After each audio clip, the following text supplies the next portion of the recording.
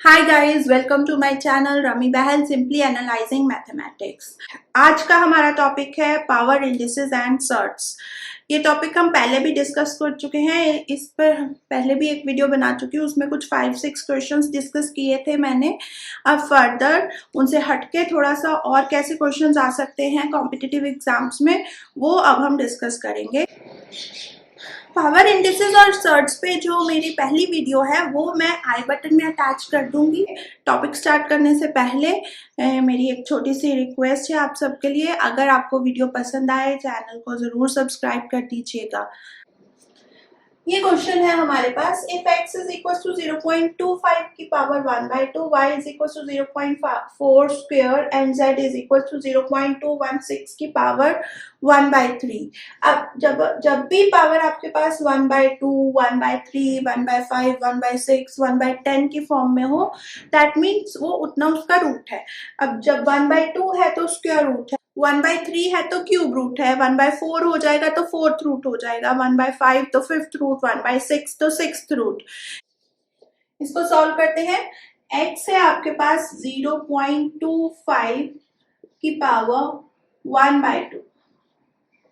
अब बहुत से बच्चे डर जाते हैं स्क्वायर रूट हो जाए, क्यूब रूट हो जाए, वो साइन देख के ही, ये वाला जो साइन है ये देख के ही घबराना शुरू कर देते हैं। इसमें कोई भी इतनी टेंशन लेने की बात नहीं है। एक चीज का ध्यान रखिए, whenever you are going to appear for a competitive exam या प्रिपरेशन स्टार्ट करने वाले हो कि मेरा ये कॉम्पिटिटिव एग्जाम 2 मंथ्स बाद है, 3 मंथ्स बाद है, और आप इस तरह के क्वेश्चंस प्रिपेयर करना शुरू करो, तो सबसे पहले आपको एक काम करना है, वो ये कि आपको 1 से लेके 20 नहीं तो 30 तक आपको इनके स्क्वायर्स और क्यूब्स लर्न होने चाहिए।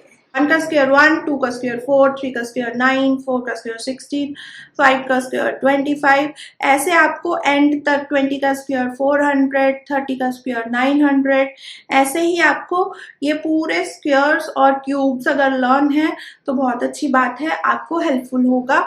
और अगर आपको लर्न नहीं है तो इतना घबराने की ज़रूरत नहीं है। जैसे जैसे आप प्रैक्टिस करोगे, कुछ एक नंबर्स कॉमन होते हैं, जैसे 6 हो गया, 5 हो गया, 4 हो गया, ये होते ही होते हैं मोस्टली क्वेश्चंस में। आगे बढ़ते हैं। हमने 0.25 का स्क्वायर रूट फाइंड आउट करना है, यानी कि किस नंबर को स्क्वायर करेंगे हमें 25 मिल जाए। आपको इस तरह सोचना है, 25 को सॉल्व करने मत बैठो, आपको ये सोचना है कि मैं किस नंबर का स्क्वायर, जो मैंने स्क्वायर्स लर्न किए हैं उनमें किस नंबर का आंसर 25 है।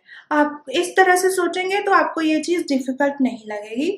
अब ध्यान से देखो, तो 2 का स्क्वायर 4, 3 का स्क्वायर 9 और 4 का स्क्वायर 16 और 5 का स्क्वायर क्या मिलता है हमें 25, यानी कि 25 5 का स्क्वायर है, तो 25 का जब स्क्वायर रूट करेंगे तो हमें मिल जाएगा 5। लेकिन यहाँ पर क्या है, डेसिमल। अब डेसिमल को सॉल्व करना भी एक कुछ बच्चों के लिए अलग लेवल हो जाता है, तो अगर आपको डेसिमल लगाने में डिफिकल्टी आ रही है तो डेसिमल रिमूव कर लीजिए। डेसिमल रिमूव करने का एक ही फॉर्मूला है, सिंपलेस्ट फॉर्मूला 25। डेसिमल पहले तो 1 लगा लीजिए डिनोमिनेटर में 1 लगा लो। अब डेसिमल के बाद कितने डिजिट्स हैं, 2 डिजिट्स हैं, तो 1 के साथ 2 zeros लग गए। इतना हो गया। अब इसका स्क्वायर रूट फाइंड आउट कर लो। 100 का स्क्वायर रूट वेरी इजी, बहुत कुछ ज्यादा डिफिकल्ट नहीं है। 5 और 100 किस नंबर का स्क्वायर करें तो हमें 100 मिलता है। You have to think like that, in that way. तो 10 का स्क्वायर करोगे तो आपको 100 मिल रहा है, तो हम यहाँ लिख देंगे 10। अब ये डेसिमल, अब डेसिमल दोबारा पुट कर दीजिए तो आपको मिल जाएगा 0.5। अदरवाइज इतना लंबा चौड़ा, इतना लेंथी प्रोसेस नहीं है, लेकिन मैंने आपके लिए हर एक बेसिक इसमें डिस्कस किया है। जिनको नहीं आइडिया उनके लिए मैंने एक एक पॉइंट डिस्कस करने की कोशिश की है कि उनको हर एक चीज समझ आ जाए। तो यहाँ मिल गया हमें 0.5, x की वैल्यू मिल गई 0.5। अब y के लिए 0.4 का स्क्वायर करना है। 0.4 का स्क्वायर करेंगे, 4 का स्क्वायर क्या होता है 16 होता है। अब 4 के नीचे क्या है, 4 के नीचे 4.4 है, तो यानी कि नीचे आएगा 10। तो आप ऐसे लिख सकते हो 4/10 का स्क्वायर। अगर डेसिमल में परेशानी आ रही हो तो ही ये प्रोसेस इन्वॉल्व करिए, नहीं तो अगर आपको डायरेक्टली या कॉन्फिडेंट इनफ तो ये स्टेप इन्वॉल्व करने की ज़रूरत नहीं है। अब 16, 10 का स्क्वायर हो गया 100, 4 का स्क्वायर हो गया 16। अब डेसिमल रिमूव कर दीजिए। जैसे हमने डेसिमल की जगह 100 लगाया था वैसे ही अब हम 100 की जगह डेसिमल लगा देंगे। 1 के साथ 2 जीरोस है तो राइट साइड से 2 डिजिट छोड़ के डेसिमल लगाना है। राइट साइड से ये हमने 16 लिख लिया। अब 1 के साथ 2 जीरोस है तो एक ये डिजिट छोड़ा, एक ये डिजिट छोड़ा, ये छोड़ा, ये छोड़ा और यहाँ लग गया डेसिमल। तो आपको मिल गया 0.16 जो कि वैल्यू है y। z की वैल्यू है 0.216 का क्यूब रूट। क्यूब रूट हम ऐसे लिख लेते हैं, क्यूब रूट हम कुछ इस तरह से लिख लेते हैं कि क्यूब रूट फाइंड आउट करना है। अब अगर तो आपने स्क्वायर्स और क्यूब्स लर्न कर रखे हैं तो अब आपको, जैसे आपने स्क्वायर्स में ढूंढा था कि 25 के स्क्वायर में आता है, किसका स्क्वायर 25 है, उसी तरह अब हमने यहाँ ये दिमाग में जोर देना है कि 216 किसका क्यूब था, ये आपको याद करना है। तो 216 किसका क्यूब आता है, 2 का क्यूब है 8, 3 का क्यूब है 27, 4 का क्यूब है 64 एंड 5 का क्यूब है 125 और 6 का क्यूब है 216। 1 to 10 तक ही बेसिकली होते हैं, तो अगर 1 to 10 भी आपके टिप्स पर है स्क्वायर्स और क्यूब्स तो भी आपके लिए बहुत इजी हो जाएगा। तो 216 किसका क्यूब है, 6 का क्यूब है, तो 216 का क्यूब रूट आपको क्या मिल जाएगा, 6 मिल जाएगा। लेकिन डेसिमल है तो उसी तरह ये प्रोसेस अप्लाई कर लीजिए जो हमने यहाँ। अब यहाँ डेसिमल के बाद 3 डिजिट्स हैं तो आप नीचे क्या लगाएंगे डिनोमिनेटर में, डेसिमल के बाद 1 2 3 तो 1 2 3 जीरोस। अब इसका फाइंड आउट कर देंगे क्यूब रूट। तो अब 216 का क्यूब रूट और 1000 का क्यूब रूट, 216 का क्यूब रूट होता है 6 राइट, और 1000 का क्यूब रूट 10, तो आपको मिल गया 0.6। अब आपको 3 चीजें मिल गई, 0.5, 0.16 और 0.6। अब आपने इनको अरेंज करना है डिसेंडिंग ऑर्डर में। अब ऐसा नहीं है कि 0.5 है तो ये सबसे छोटा है, फिर 0.6 है, फिर ये 16 है, नहीं नहीं, ऐसा बिल्कुल नहीं है। आपने अब जब आप एक काम कर लीजिए, अगर आपको कंपेयर करने में डिफिकल्टी आ रही हो तो आप क्या करिए, हर एक के डिजिट सेम कर लीजिए। आफ्टर डेसिमल हर एक के डिजिट्स सेम कर लो। जैसे आपके पास क्या क्या है, 0.5, 0.16 और 0.6।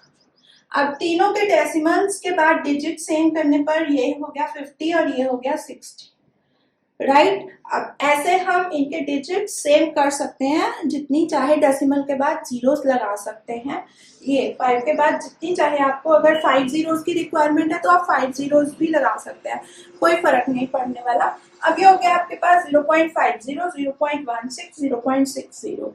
अब देखिए आपको कौन सा सबसे बड़ा नजर आ रहा है, ये सबसे बड़ा है और ये कौन है, Z है, तो ये है Z वाली टर्म, तो बाकी देखने की जरूरत ही नहीं है। तो this one is the greatest.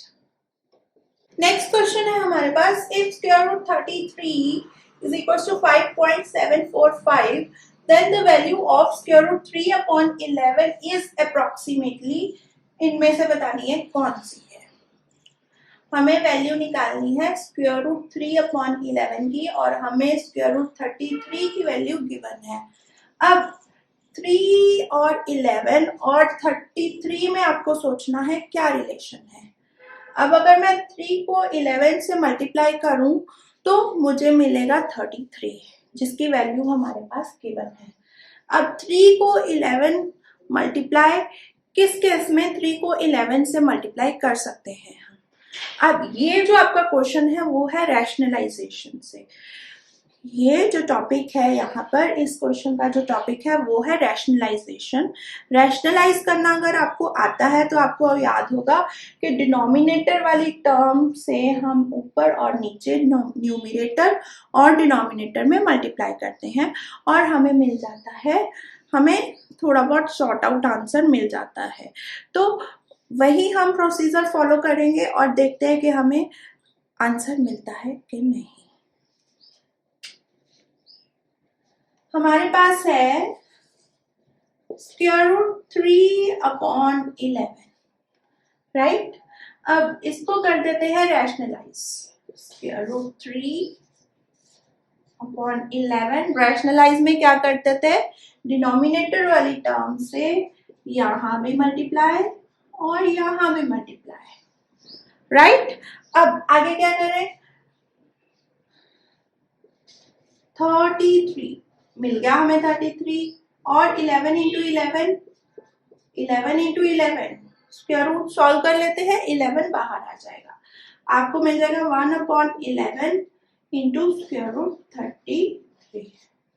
Square root 33 की वैल्यू पुट कर दीजिए 5.745, ये हमने वैल्यू पुट कर दी। अब हमें करना है डिवाइड, क्या करना है हमें, डिवाइड।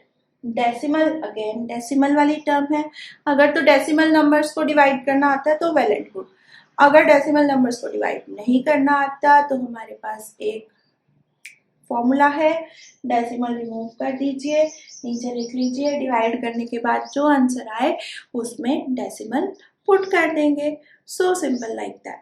तो हम दोनों ही मेथड डिस्कस करते हैं, एक तो डेसिमल वाला डिवाइड करते हैं और एक बिना डेसिमल के सॉल्व करते हैं। 5.745 को 11 से डिवाइड, एक तो हो गया ये 5.745 को डिवाइड करना है 11 से। अब जब 5.745 को 11 से डिवाइड कर रहे हैं तो 5 11 से छोटा है, तो आपको पहले ये 2 डिजिट लेने पड़ेंगे। तो 11, अब इनमें डेसिमल इन्वॉल्व है तो आपका आंसर में पहले आएगा डेसिमल। अब 11 5 55 माइनस कर लेते हैं 2। अब यहाँ ये मत सोचो कि 5.7 में से हमने 55 माइनस कर दिया है, ऐसा नहीं है, हमने इसका डेसिमल पॉइंट यहाँ लगा दिया है, decimal has been sorted out, तो don't worry about that. 7/7 minus 5 2 मिला, 24 2 22 25 2 22। तो आगे ज्यादा जाने की जरूरत नहीं है, तो 5.22 और तो कोई नहीं है, यही है, तो ये आपका राइट आंसर है। और अगर आप एज सच क्वेश्चन में ये क्वेश्चन सॉल्व कर रहे हैं, आपके पास ऑप्शंस नहीं है, तो आप इसको यहाँ 5.522 तक छोड़ के आ सकते हैं, नथिंग टू बॉदर। अब बिना डेसिमल के करना है तो 5745 अपॉन 11 इंटू 1 2 3, डेसिमल रिमूव किया, डेसिमल के बाद 3 डिजिट है तो 3 जीरोस पुट किए, तो आपको मिल गया 1000 यहाँ पे। अब आपने इसको सॉल्व कर लेना है बिना डेसिमल के, तो आपको मिल जाएगा 522 और ये आगे मिलता जाएगा, और नीचे 1000 को नहीं छेड़ना है, 1000 को छेड़ दिया तो डिवाइड बहुत बढ़ जाएगी, डोंट, 1000 को एज इट इज रहने देना है, और इसका अब डेसिमल लगा दीजिए, नीचे 3 जीरोस है तो 3 डिजिट छोड़ के डेसिमल। सेम आंसर मिला है 0.522 0.522। जो भी मेथड आपको अच्छा लगे आप फॉलो कर सकते हैं। Question number 3, if square root 2 is equal to 1.4142 is given, then the value of 7/3 plus square root 2 correct up to 2 decimal places is what? हमने इसकी वैल्यू फाइंड आउट करनी है 7/3 प्लस स्क्वायर रूट 2 की, कब तक correct, up to 2 decimal places, 2 decimal places तक हमने इसकी वैल्यू फाइंड आउट करनी है। अब कैसे कर सकते हैं, सिंपल, जो मेथड हमने पिछले क्वेश्चन में यूज किया था वही यहाँ यूज करेंगे, हम इसको करेंगे रैशनलाइज। रैशनलाइज करने का यहाँ पर, वहां थी हमारे पास सिंगल टर्म, अब हमारे पास है 3 प्लस स्क्वायर रूट 2। अब इसको रैशनलाइज करने का फॉर्मूला है, आपने यहाँ देखिएगा, सॉल्व करना शुरू करते हैं। इस ऐसे क्वेश्चंस को रैशनलाइज करने का फॉर्मूला ये है कि हमने यहाँ डिनोमिनेटर और न्यूमिनेटर में मल्टीप्लाई करना है। क्या मल्टीप्लाई करना है? हमने इस टर्म का साइन यहाँ प्लस है तो हमने यहाँ माइनस कर देना है, ताकि हमारे पास फॉर्मूला बन जाए a plus B into A minus B denominator में, राइट। रैशनलाइज करने का मेन हमारा यही मोटो होता है कि जो डिनोमिनेटर में टर्म है वो स्क्वायर रूट वाली ना बचे, न्यूमिनेटर में आ जाए नो इशू, लेकिन रैशनलाइज करने का मेन हमारे पास फंडा यही होता है कि हमने डिनोमिनेटर में से स्क्वायर रूट वाली टर्म को रिमूव करना होता है। अब डिनोमिनेटर में स्क्वायर रूट वाली टर्म कैसे रिमूव करेंगे? जब हमने यहाँ बना दिया, अगर इसको कंपेयर करोगे a प्लस बी, तो आपने इसको मल्टीप्लाई करना है a माइनस बी से, तो वो आपके पास अलजेब्रिक आइडेंटिटी बन जाएगी which is a square minus B square. तो स्क्वायर रूट ऑटोमेटिकली सॉल्व हो जाएगा जब स्क्वायर रूट आ जाएगा। तो यहाँ देखते हैं 3 माइनस स्क्वायर रूट 2। मैंने आपको बोला था ये साइन, प्लस का साइन चेंज कर दीजिए, a और b सेम रहेंगे, लेकिन प्लस की जगह क्या कर देना है? माइनस। अब यहाँ 3 माइनस स्क्वायर रूट 2, क्या मिला हमें? 7। अब ये ब्रैकेट में रखेंगे तो बेटर रहेगा, एज मैंने आपको कितनी बार बोला हुआ है ऑलरेडी वीडियोस में। 7 into 3 minus square root 2 upon, as I said, a square minus b square because it is a plus b, a minus b. So you got a square minus b square. ये मिला आपको। अब square root 2 की power 2, ये कैसे solve होता है? 2, मैंने आपको बोला स्क्वायर रूट मीन्स 1/2, और यहाँ है इसका स्क्वायर, तो ये जब पावर्स आपस में यहाँ पर मल्टीप्लाई हो रही होती है, जो ब्रैकेट्स में होती है, तो 2 और 2 हो गया कैंसिल, 2 इंटू 2 इज 1, तो आपको मिल गया 2। तो आपको मिल गया यहाँ पर 7, 3 माइनस स्क्वायर रूट 2, 9 माइनस 2, तो विच इज 7। यहाँ से 7 हो जाएगा तो आपके पास अल्टीमेटली बचा 3 माइनस स्क्वायर रूट 2, और स्क्वायर रूट 2 की वैल्यू आपको गिवन है 1.4142, सो ऑन। आपको बोला correct up to 2 decimal places, तो आप 2 तक भी लेंगे तो कोई इशू नहीं है। अब आपको करना है 3 में से 1.414 माइनस। अब 3 में डेसिमल नहीं है तो 3 के बाद डेसिमल लगा दो, 3.00000, कितने भी लगा दो, जितना आपका मन करे, टाइम वेस्ट ना करो, 2 ही लगाना, 1.4142। अब इसको कर देते हैं सॉल्व।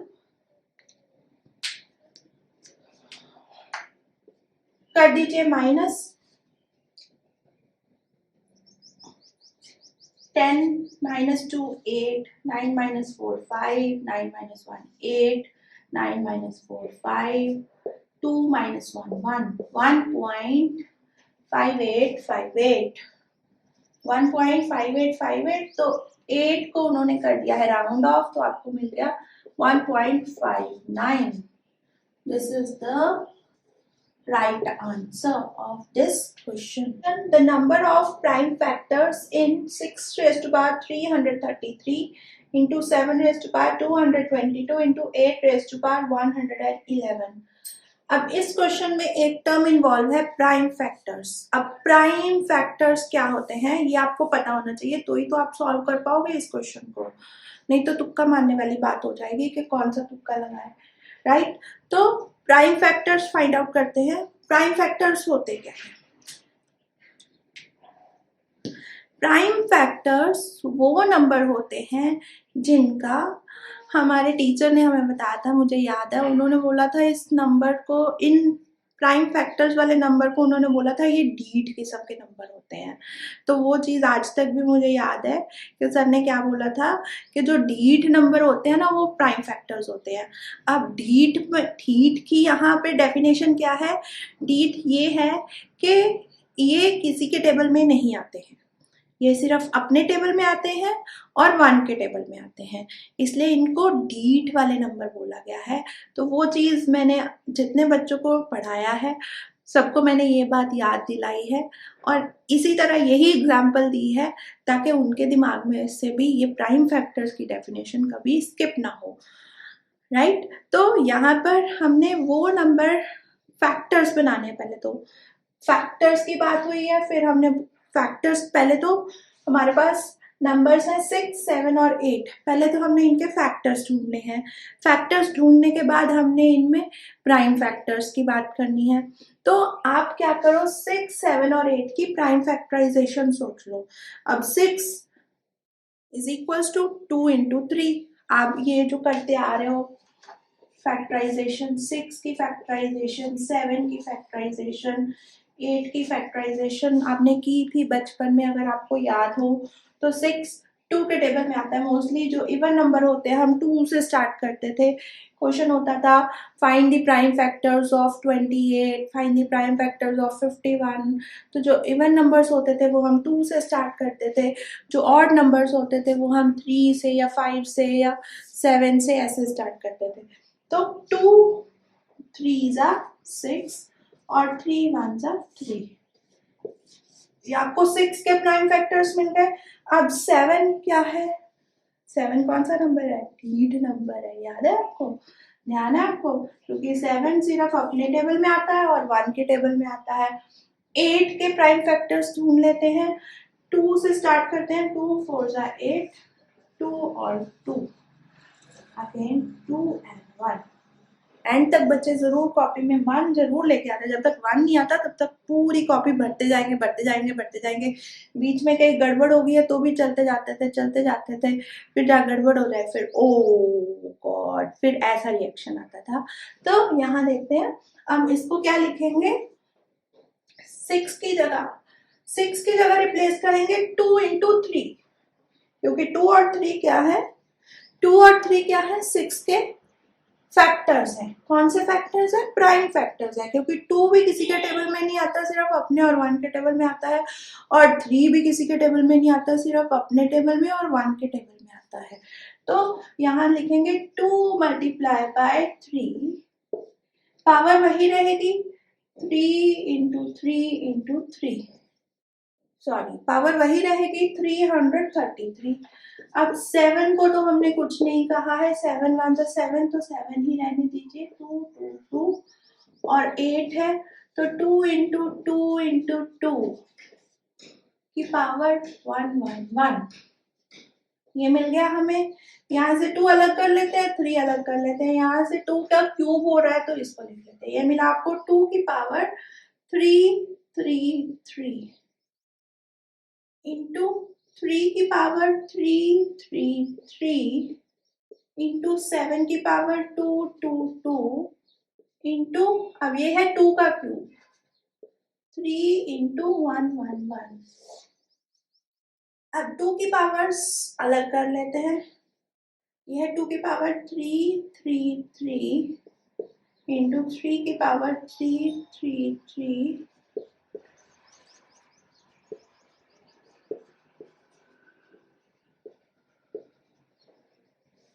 ये मिल गया आपको। अब इन सारी पावर्स को क्या कर लेते हैं? ऐड। क्यों?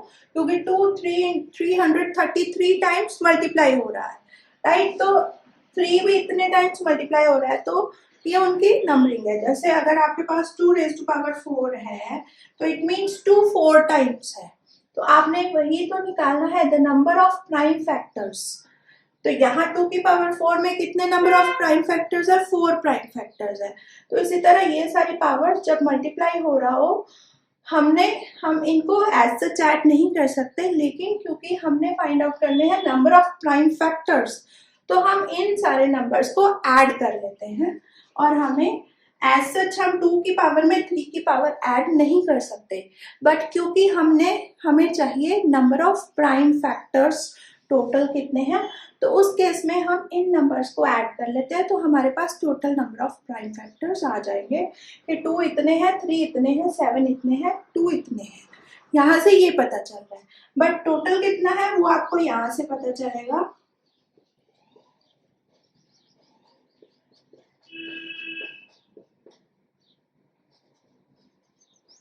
इन सबको ऐड करके हमें मिल रहा है 1221। तो ये रहा आपका right answer. This is the right answer. आज की वीडियो के लिए इतना ही। Thank you very much. और क्वेश्चंस ऐसे ही सॉल्व करेंगे नेक्स्ट वीडियो में। Thank you.